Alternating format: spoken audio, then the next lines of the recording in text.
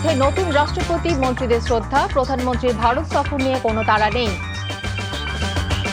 Gas সংকট কাটছে না, মহেশখালী টার্মিনাল থেকে সরবরাহ শুরু, সংকটের সমাধান রাতারাতি সম্ভব নয় অর্থমন্ত্রী। রংপুরে নিজ বাসা থেকে স্ত্রী ও 2 সন্তান সহ শিক্ষকের মরদেহ উদ্ধার, হত্যাকাণ্ড বলছে পুলিশ। আসিয়ান কাপ খেলতে ফিফার অনুমতি পেল বাংলাদেশ, টুর্নামেন্টে হামজা শমীদের পেতে চায় বাফুফে।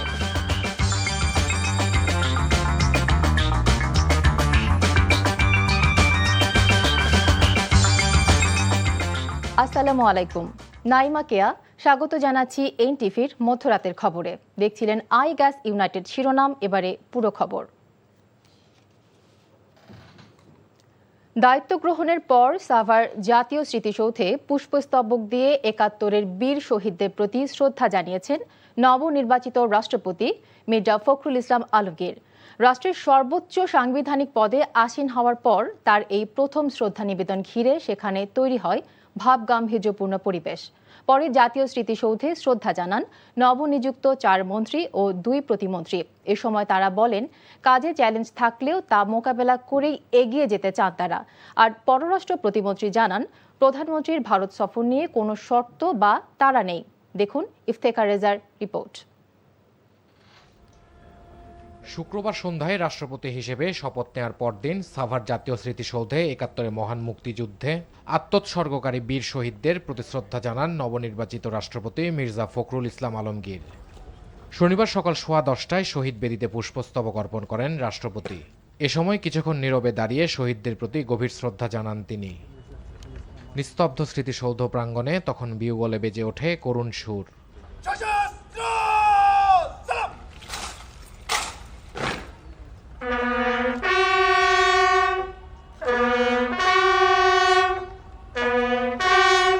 গার্ড অব অনার প্রদান করে 3 বাহিনীর চৌকস দল।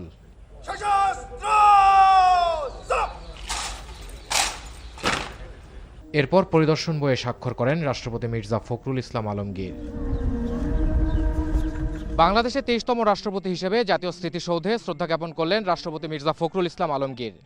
রাজনৈতিক দলগুলোর প্রত্যাশা, গণতান্ত্রিক অগ্রযাত্রায় ভূমিকা থাকবে তার।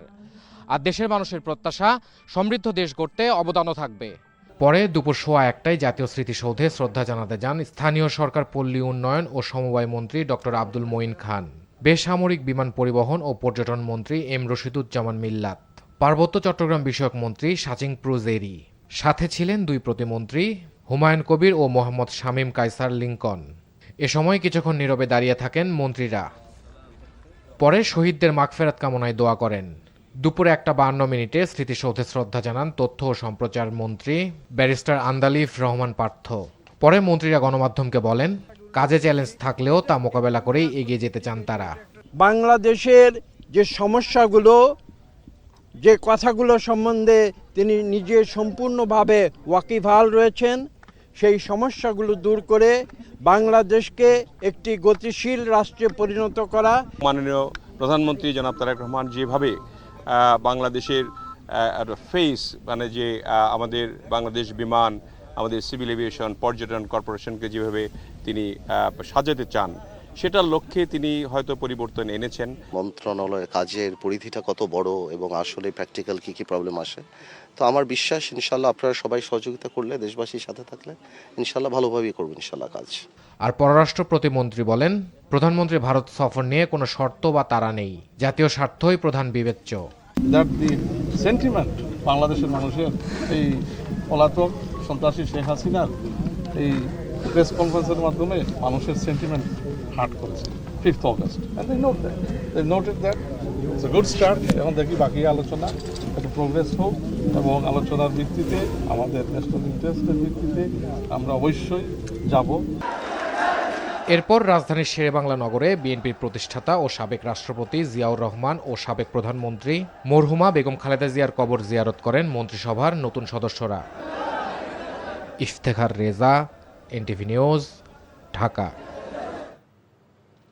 দ্বীপ জেলা ভোলাকে দেশের মূল সড়ক নেটওয়ার্কে যুক্ত করতে রহমতপুর, হিজলা, মেহেন্দিগঞ্জ, ভোলা রুটে মহাসড়ক নির্মাণের সিদ্ধান্ত দিয়েছেন প্রধানমন্ত্রী তারেক রহমান। শনিবার সকালে তেজগাঁওয়ে প্রধানমন্ত্রীর কার্যালয়ে এই সংক্রান্ত এক সভায় এমন সিদ্ধান্ত নেওয়া হয়। সভায় ভোলার সঙ্গে ঢাকা ও বরিশালের সরাসরি সড়ক যোগাযোগ স্থাপনে 3টি প্রস্তাব আলোচনা হলেও যেখানে প্রস্তাবিত বরিশাল রুটটি বেছে নেওয়া হয়। সভায় সরকারি ভৌগোলিক প্রতিবন্ধকতা দূর করে নিরবচ্ছিন্ন যোগাযোগ ও ব্যবসা বাণিজ্যের সুযোগ বাড়াতে সমন্বিত সড়ক ব্যবস্থা গড়ে তোলার উপর গুরুত্ব আরোপ করেন। এদিকে দেশের স্বাস্থ্য ব্যবস্থাকে একটি সমন্বিত ডিজিটাল ব্যবস্থার আওতায় আনতে ন্যাশনাল ই-হেলথ প্ল্যাটফর্ম গড়ে তুলতে পাইলট প্রকল্প গ্রহণের নির্দেশ দিয়েছেন প্রধানমন্ত্রী তারেক রহমান। তেজগাঁওয়ে প্রধানমন্ত্রীর কার্যালয়ে স্বাস্থ্য খাতে সমন্বিত তথ্য প্রযুক্তি ব্যবস্থা সংক্রান্ত এক সভায় এমন সিদ্ধান্ত নেওয়া হয়। প্রাথমিকভাবে কয়েকটি জেলায় পাইলট প্রকল্প বাস্তবায়নের মাধ্যমে প্ল্যাটফর্মটির কার্যকারিতা, সম্ভাব্য সমস্যা, ব্যয় ও বাস্তবায়ন যোগ্যতা যাচাইয়ের নির্দেশ দেন প্রধানমন্ত্রী।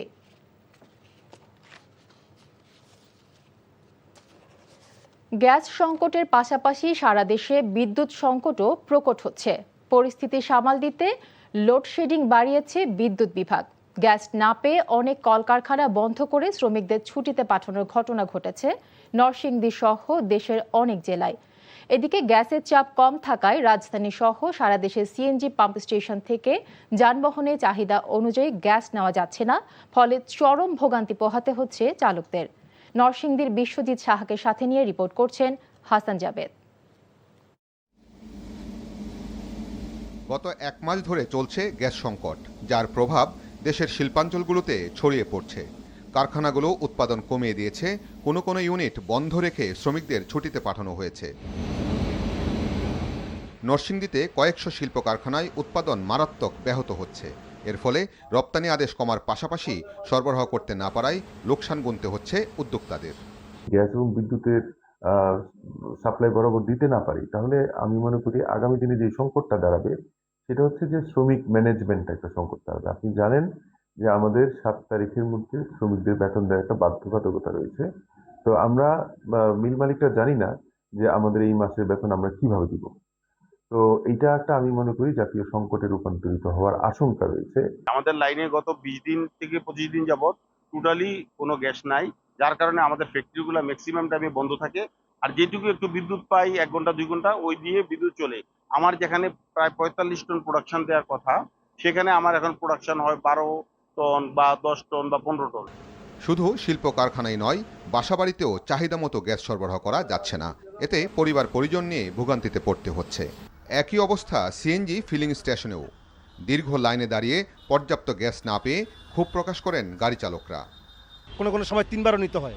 তো 3বার গ্যাস নিতে হলে কোনো কোনো পাম্পে দেখা যায় 2 ঘন্টা 2.5 ঘন্টা সিরিয়াল থাকে, তখন তো আমরা সময় ক্যাপচার করতে পারি না। কালকে 29টা ঢুকছে একবার, আরেকবার ঢুকছে 190 টাকার, আর রাত্রে 170 টাকা ঢুকছে। কাঁচা বাজারে যে দাম, যে কয় টাকা ভাড়া মারি, বর্তমানে গ্যাসের যে সমস্যা, গ্যাসের কারণে মানে একবারে বেহাল অবস্থা বর্তমানে। সিএনজির চাপ একেবারে না থাকায় অনেক পাম্প স্টেশন বন্ধ রাখতেও দেখা গেছে। সংকটের সমাধান কবে হবে তাও জানা নেই তাদের। আমাদের গ্যাস তো চরম আকারের সংকট, তো বলার বাহিরে। গত কয়েকদিন থেকে তো দিনে রাতে 24 ঘন্টাই বলতে গেলে গ্যাস ছিল না। গত রাতে কিছু গ্যাস আসছে অল্প, আবার তো এখন দিনে আপনারা দেখতেছেন তো সব স্টেশন বন্ধ, পাম্পগুলো বন্ধ। গ্যাস সংকটের সাথে বিদ্যুৎ সংকটও প্রকট আকার ধারণ করছে। গ্রামে ঘন্টার পর ঘন্টা বিদ্যুৎ না থাকায় নানামুখী সমস্যায় পড়তে হচ্ছে নাগরিকদের। রাজধানীতেও বাড়ছে load shedding. Hasan Jabed, NTV news, Dhaka. মহেশখালীর ভাসমান এলএনজি টার্মিনাল এক্সিলারেট থেকে গ্যাস সরবরাহ পুনরায় শুরু হয়েছে। এর আগে মজুদ শেষ হয়ে যাওয়ায় টার্মিনালটির গ্যাস সরবরাহ বন্ধ ছিল। সংশ্লিষ্ট একটি সূত্র জানায়, শনিবার দুপুরে কার্গো পৌঁছানোয় টার্মিনালটি চালু করা হয়েছে। দুপুরে ওই টার্মিনাল থেকে 100 মিলিয়ন ঘনফুট গ্যাস সরবরাহ করা হয়েছে। আজ রাত 10টা থেকে রোববার সকাল 8টা পর্যন্ত 2টি টার্মিনাল দিয়ে প্রায় 750 মিলিয়ন ঘনফুট গ্যাস সরবরাহ করা হবে। এলএনজি বাহী জাহাজ না আসায় বুধবার বিকেলে এক্সিলারেট টার্মিনাল থেকে গ্যাস সরবরাহ বন্ধ হয়ে গিয়েছিল, ফলে দেশে গ্যাস সংকট তীব্র আকার ধারণ করে। গ্যাস সংকটের কারণে গ্যাস চালিত 29টি বিদ্যুৎ কেন্দ্র বন্ধ করে দিতে হয়, ফলে বিদ্যুৎ সংকটও প্রকট হয়ে ওঠে। এই অবস্থায় বন্ধ এক্সিলারেট টার্মিনাল থেকে গ্যাস সরবরাহ শুরু হওয়ায় কিছুটা হলেও স্বস্তি ফিরে আসবে। বারবার সংকট মুহূর্তে অর্থনীতিকে শক্ত অবস্থানে দাঁড় করিয়েছে বিএনপি সরকার, এমন কথা জানিয়েছেন অর্থ ও পরিকল্পনা মন্ত্রী আমির খসরু মাহমুদ চৌধুরী। জ্বালানি সংকট সমাধান রাতারাতি সম্ভব নয়, সমস্যা সমাধানে সরকার সর্বোচ্চ চেষ্টা করেছে বলেও জানান মন্ত্রী। এ সময় দেশের শিল্প খাতকে বাঁচাতে নিরবচ্ছিন্ন জ্বালানি সরবরাহের আহ্বান জানান ঢাকা চেম্বারের নেতারা। শনিবার Dhaka chamber of commerce and industries DCCI আয়োজিত সেমিনারে এসব বলেন তারা। রিপোর্ট করছেন জাহিদ রহমান। উচ্চ মূল্যস্ফীতির কষাঘাত, 5.5 লাখ কোটি টাকার খেলাপি ঋণ আর $501 বিলিয়ন অর্থনীতিতে প্রবৃদ্ধি নেমে এসেছে 4.14%। সব মিলিয়ে চরম চাপে বিগত ফ্যাসিস্ট সরকারের রেখে যাওয়া ফোকলা অর্থনীতি। ঢাকা চেম্বার আয়োজিত এক সেমিনারে উঠে আসে দেশের অর্থনীতির এই ভঙ্গুর চিত্র। বৈশ্বিক বাণিজ্য বাধা, মধ্যপ্রাচ্য সংকট ও বাড়তি জ্বালানি ব্যয়ে অর্থনীতিতে চাপ বাড়ছে। তাই LDC উত্তরণের পর বাণিজ্য সুবিধা ধরে রাখতে আইনি সক্ষমতা বাড়ানো ও দ্রুত FTA করার পরামর্শ দেন ব্যবসায়ীরা। ঋণের কার্যকর সুদের হার পর্যায়ক্রমে কমিয়ে এবং বাজার ভিত্তিক আর্থিক উপকরণ শক্তিশালী করে বিনিয়োগকারীদের আস্থা পুনঃপ্রতিষ্ঠা করতে হবে। আমাদের GDP গ্রোথ এখন about 4.5%, but at the same time আমার মনে হয় আমাদের দেখতে হবে যে ওই সময় যে GDP গ্রোথটা আমরা দেখছিলাম ওই গ্রোথটাকে আসল গ্রোথ ছিল কিনা। প্রবৃদ্ধি ও বিনিয়োগ বাড়াতে দেশের অর্থনীতির সাথে সামঞ্জস্য রেখে মুদ্রানীতি সংস্কারের দাবি জানানো হয় সেমিনারে। ডোমেস্টিক রিসোর্স মোবিলাইজেশন হলো আমাদের আদি পাপ, আমাদের মনে রাখতে হবে। ওই জায়গাটাতে হাত দিতে না পারলে আমরা কিন্তু একটা বিপজ্জনক এবং বাধ্যতামূলক একটা ঋণ ঝুঁকিতে পড়ে যাচ্ছি। প্রোগ্রেসে কিভাবে ছোট থেকে বড় বিভিন্ন ধরনের বাধাবন্ধক তৈরি করতে পারে, ওগুলো অতিক্রম করতে হলে এটা কালেকটিভ দরকার। অর্থনৈতিক উন্নয়নে জ্বালানি নিরাপত্তা জরুরি বলে মনে করে সরকার। তাই গ্যাস সরবরাহ বাড়াতে গ্যাস অনুসন্ধান ও 3 মাসের জ্বালানি মজুতের উদ্যোগ নিচ্ছে বলে জানিয়েছেন অর্থমন্ত্রী। Energy security is the primary component for the development of the economy. সুতরাং আমরা এটাকে 3 মাসে নিয়ে যাওয়ার চেষ্টা করতেছি, বাট এটা একটু সময় লাগবে। কেউ যদি 1 মাস পরে বলে যে ফাইন্যান্স মিনিস্টার সাহেব তো বলে গেছেন, প্রবলেম তো এখনো সলভ হয় নাই, কারণ এটা 1 মাসে সলভ হওয়ার প্রবলেম না। ব্যাংকিং খাতের কাঠামোগত সমস্যার সমাধানে 1 সেপ্টেম্বর থেকে নতুন প্যাকেজ চালু হচ্ছে বলেও জানান অর্থমন্ত্রী। Zahid Rahman, NTV news, Dhaka. চোখের ছানি পড়া রোগীদের বিনামূল্যে চিকিৎসার লক্ষ্যে রাজধানীর ভাসানটেক ও রায়ের বাজারে বিশেষ চক্ষু চিকিৎসা সেবা কর্মসূচির আয়োজন করে জিয়াউর রহমান ফাউন্ডেশন। সংগঠনটির সার্বিক সহযোগিতায় রাজধানীর ভাসানটেক সরকারি মাধ্যমিক বিদ্যালয়ে শনিবার সকাল 8টা থেকে দুপুর 1টা পর্যন্ত রোগী বাছাই কার্যক্রম অনুষ্ঠিত হয়। এতে প্রধান অতিথি হিসেবে উপস্থিত ছিলেন ফাউন্ডেশনের ভাইস প্রেসিডেন্ট ডাক্তার জুবাইদা রহমান। এ সময় তিনি বিভিন্ন চিকিৎসা বুথ ঘুরে দেখেন ও রোগীদের সঙ্গে কথা বলেন। পরবর্তীতে আল নূর চক্ষু হাসপাতালের পরিচালনায় সম্পূর্ণ বিনামূল্যে লেন্স সংযোজন সহ ছানি অপারেশন করা হবে। পাশাপাশি রোগীদের বিনামূল্যে প্রয়োজনীয় ওষুধ ও চশমা দেওয়া হয়।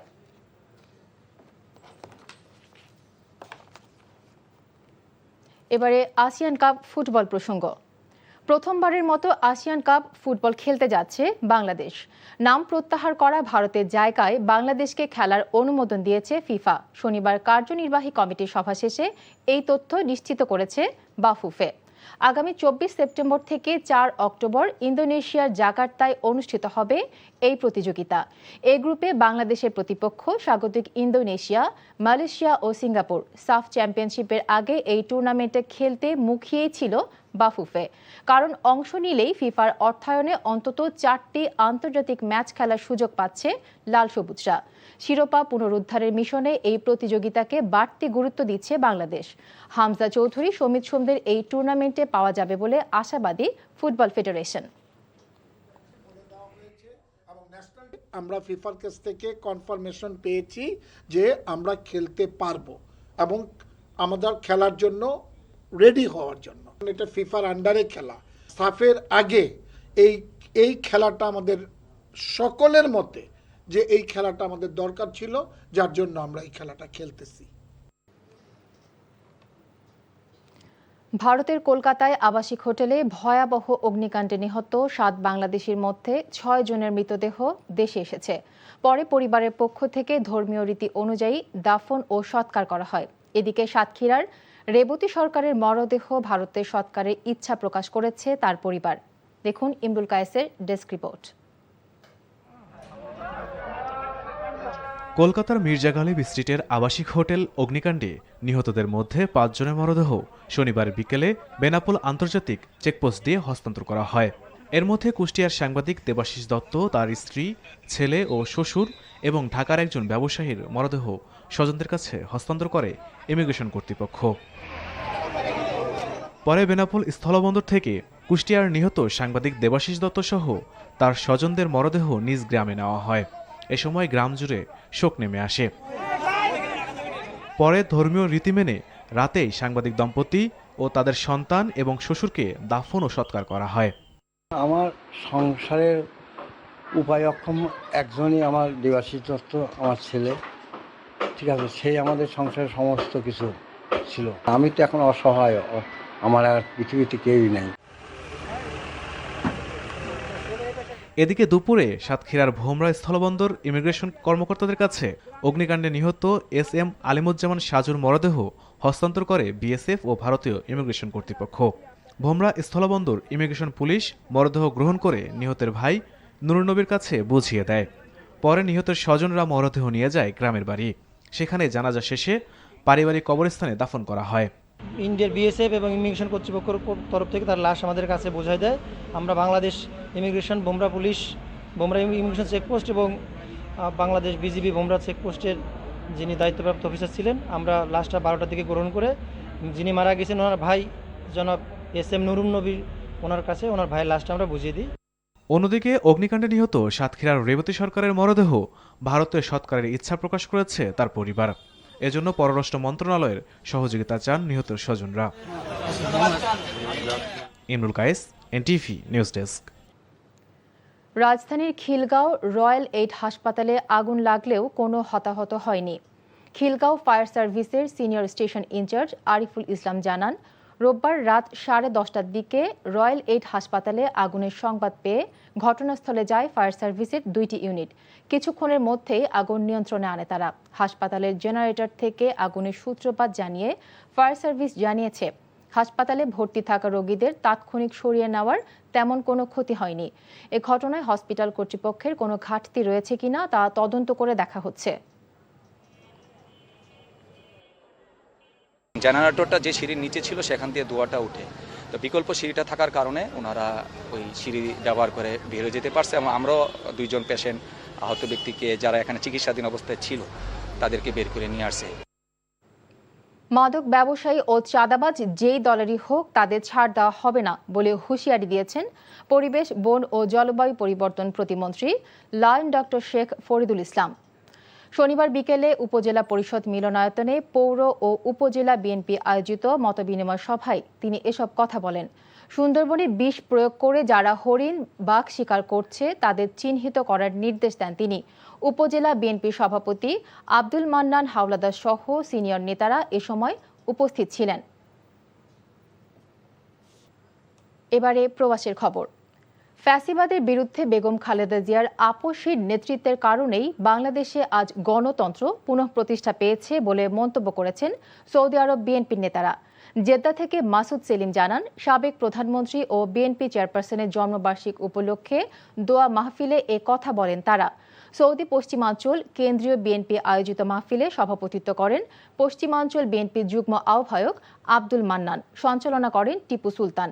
বক্তব্য দেন পশ্চিমাঞ্চল বিএনপি সদস্য সচিব মীর মনিরুজ্জামান তপন, গিয়াসউদ্দিন, জহিরুল আলম হিরু, প্রকৌশলী নুরুল আমিন, রফিক চৌধুরী, আলাউদ্দিন, সোহাগ মজুমদার, জাহাঙ্গীর সরকার ইকবাল, মোহাম্মদ ফিরোজ শাকিল সহ অন্যান্যরা। মাহফিলে মরহুমা খালেদা জিয়ার রাজনৈতিক জীবনের বিভিন্ন দিক তুলে ধরে তার বিদেহী আত্মার মাগফিরাত কামনায় দোয়া পরিচালনা করেন মাওলানা আসাবউদ্দিন। ব্যারিস্টার আন্দালিব রহমান পার্থকে তথ্য ও সম্প্রচার মন্ত্রণালয়ের দায়িত্ব দেওয়ায় প্রধানমন্ত্রী তারেক রহমানকে অভিনন্দন জানিয়েছে মালয়েশিয়া বিজেপি। মালয়েশিয়া থেকে কায়সার হামিদ হান্নান জানান, এক অভিনন্দন বার্তায় সংগঠনটির প্রতিষ্ঠাতা সভাপতি ও কেন্দ্রীয় বিজেপির আন্তর্জাতিক সম্পাদক ইঞ্জিনিয়ার সুমন আহমেদ বলেন, পার্থ একজন দক্ষ ও অভিজ্ঞ রাজনৈতিক নেতা। তাকে গুরুত্বপূর্ণ এই দায়িত্ব দেওয়ায় গণমাধ্যম ও তথ্য প্রবাহ আরও শক্তিশালী হওয়ার পাশাপাশি জনগণের কল্যাণে গুরুত্বপূর্ণ ভূমিকা রাখবে বলে আশা প্রকাশ করেন তিনি।